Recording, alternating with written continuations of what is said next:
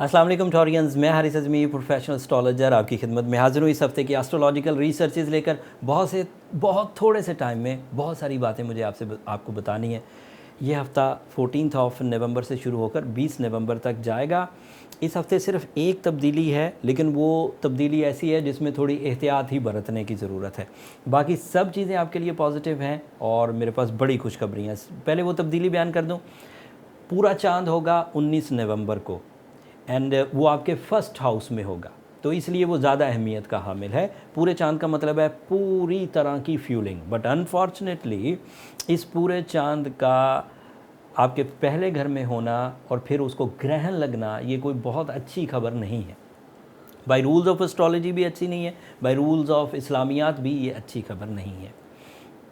अगर पूरा चाँद हो, पूरी रौनक वाला, पूरे नूर वाला, पूरी फ्यूलिंग वाला, और उसको ग्रहण लगे, तो दैट मीन्स कि इस महीने का वो पॉजिटिव फ्यूल जो आपको फुली मुयस्सर था वो फुली मुयस्सर नहीं आएगा। एंड फिर उसके पीछे जो लॉजिक्स हैं कि उसकी वजह से मूड स्विंग हो सकता है, उसकी वजह से तोहमत लग सकती है, या उसकी वजह से आपके अंदर सेंसिटिव बिहेव आ सकते हैं, आपको इरिटेशन या एंगर फिट्स आ सकते हैं। These are other possibilities by एस्ट्रोलॉजिक्स।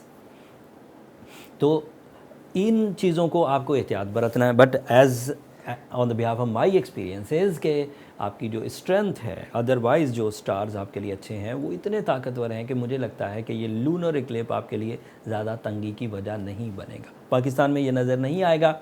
इसकी कुछ तफसील मैं अलग वीडियो में पेश करने की कोशिश करूँगा, प्रॉमिस नहीं करता, बहुत हैक्टिक शेड्यूल है, लेकिन अगर मौका मिला तो ज़रूर इंशाल्लाह बयान करूँगा। अदरवाइज़ पाकिस्तान में इसे अगर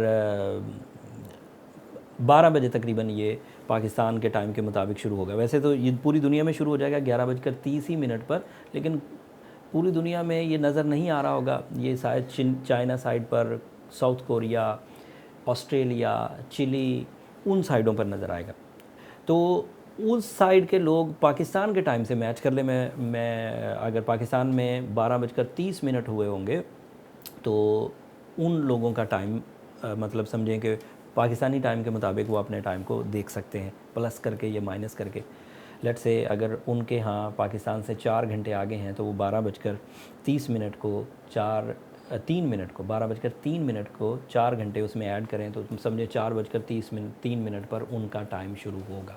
पाकिस्तान में इसका नुक्ता अरूज जो है वो दोपहर में 2 सवा 2 बजे पहुँचेगा, क्योंकि नज़र ही नहीं आएगा, इसलिए इसका नुक्ता अरूज आपके लिए किसी काम का नहीं है, सिवाय इसके कि आप उस वक़्त अल्लाह ताला का ज़िक्र ज़रूर करें, नमाज कुसूफ़ ज़रूर पढ़ें, एंड अदरवाइज़ भी जो एक तरह से एक हमारा मजहबी अकीदा है उसको ज़रूर कंसीडर करें। बट मैंने पिछली एक वीडियो में बयान किया था कि जिस दौर में नबी करीम सल्लल्लाहु अलैहि वसल्लम ने नमाज कसूफ़ या नमाज खुसूफ़ या जिसे हम नमाज आयत कहते हैं ये पढ़ी, तो वो देख कर ही पढ़ते थे।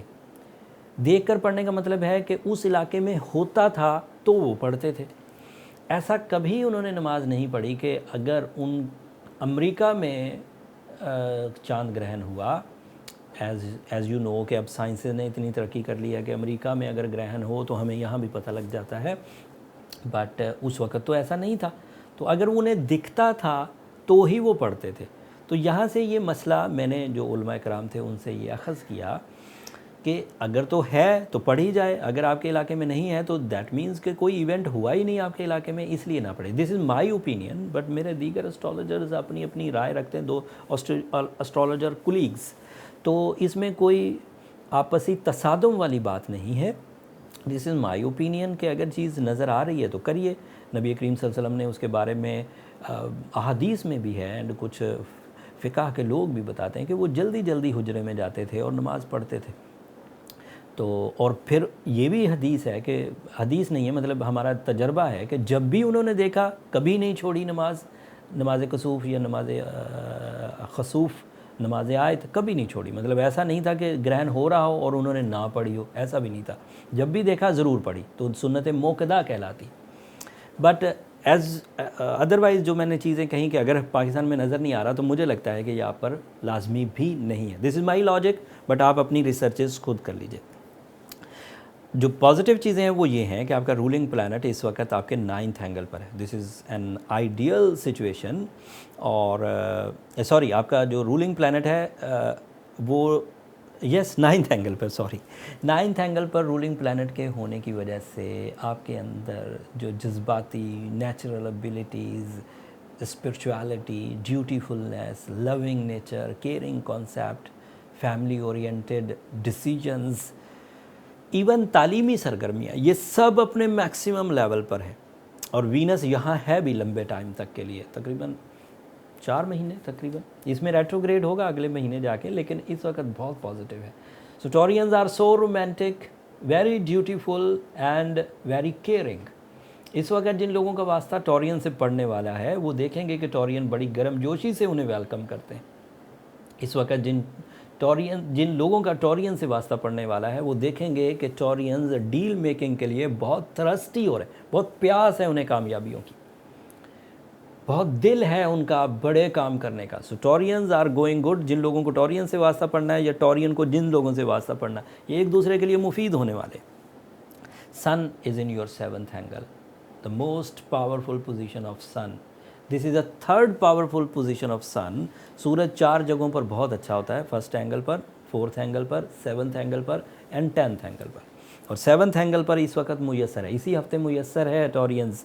22 तारीख को ये यहाँ से निकल जाएगा। ये जो वीक है ये 20 तारीख तक है, इसलिए मैंने इसको निकलने की खबर आपको नहीं सुनाई, या निकलने के बाद इसके परफॉर्मेंसेस कैसी होंगी वो मैं अभी नहीं बता रहा हूँ। बट 20 तारीख तक की ये रिपोर्ट है, तो it is an ideal week. आप अपने लव डिसीजंस ले सकते हैं, बिजनेस पार्टनरशिप के डिसीजंस ले सकते हैं, फैमिली वेलफेयर के डिसीजंस ले सकते हैं एंड ब्रेवरी अपनी इख्तियार कर सकते हैं। मार्स भी आपके लिए इस वक्त नेमतों के मुंह खोले हुए है अल्लाह ताला की हुक्म से। वो 7th एंगल पर सूरज के साथ मिलकर गैर मामूली जिस्मानी क़ुव्वत की वजह बन रहा है। कंपटीशन एबिलिटीज़, स्टेमिनाइज्ड फिज़िकल एबिलिटीज़, ये सब आपको मिल रही हैं। एंड द लास्ट में मरकरी भी आपके 7th एंगल पर है। टॉरियंस, मरकरी अगर 7th एंगल पर हो तो ये आपके लिए काफ़ी प्रोडक्टिव होता है। इसके 3 फ़ायदे हुआ करते हैं, और अब वो तीनों के तीनों फ़ायदे डबल नहीं ट्रिपल स्ट्रेंथ से आपको मिलेंगे। वजह सुनिए, पहले वो फ़ायदे सुनिए। मरकरी जब भी अच्छी पोजीशन पर होगा, कभी भी, इस एंगल पर तो अच्छी पोजीशन पर है ही 7th एंगल पर, लेकिन अगर अदरवाइज़ कभी आपको खबर मिले कि मरकरी अच्छी पोजीशन पर है तो वो आपके माल और असबाब को बढ़ाएगा। वो आपके 2nd हाउस का रिप्रेजेंटेटिव होता है, वो आपके लिए जॉब अपॉर्चुनिटीज़ लाएगा।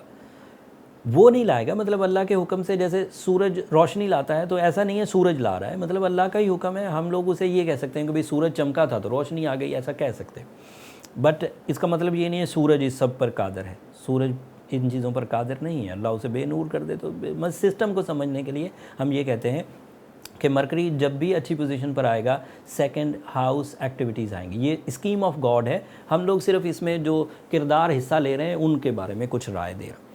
तो मरकरी इस वक्त आपके लिए 7th एंगल पर और अच्छी पोजीशन पर, तो 2nd house advantages, increments, promotions, new job opportunities ये मुयस्सर आएंगी। एंटोरियंस इसको बहुत अच्छे तरीके से ग्रैब भी करेंगे, क्योंकि माइंड साइंसेस के एतबार से, माइंड फ्यूलिंग के एतबार से they are going good, they are pleasant, they are performing, they have lot of plans. And इसी तरह की दीगर जैसे कम्युनिकेशन स्किल्स, जैसे डॉक्यूमेंटेशन स्किल्स, जैसे कंसंट्रेशन स्किल्स, जैसे एजुकेशनल एक्टिविटीज़, जैसे एक्यूरेसी, ये भी उनके अंदर बहुत भर गई है और ये उनको पॉजिटिव रिस्पॉन्सेज देगी। दूसरा फ़ायदा क्या होगा कि जब भी मरकरी कभी अच्छा होगा आपकी लव लाइफ में इस्तेहकाम आ जाएगा। जब भी कभी मरकरी अच्छा होगा, हालांकि वीनस आपका रूलिंग प्लैनेट है, you are a loving people, थोड़े ज़िद वाला जो पहलू है वो मरकरी की वजह से दूर हो जाता है। टॉरियन थोड़े ज़िद्दी भी होते हैं।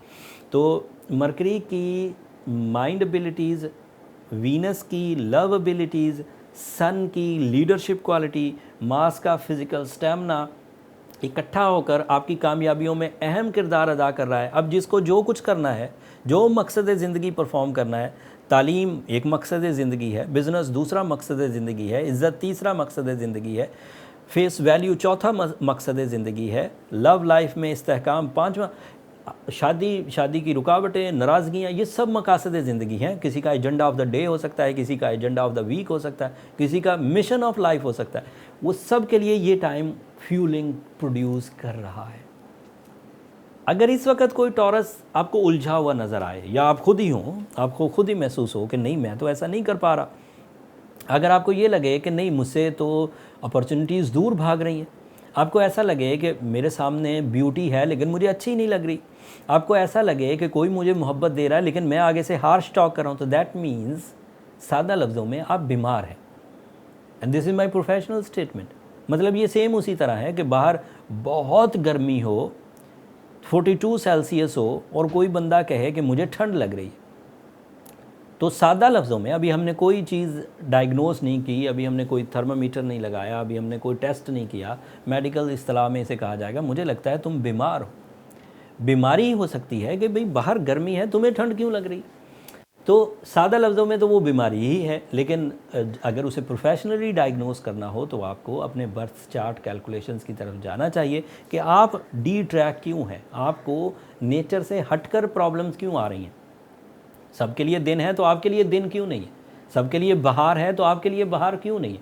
सो चेक योर सेल्फ। आप सबको ये ब्लेम नहीं दे सकते कि क्योंकि मेरे लिए बहार नहीं है तो किसी के लिए भी बहार नहीं है, ऐसा नहीं है।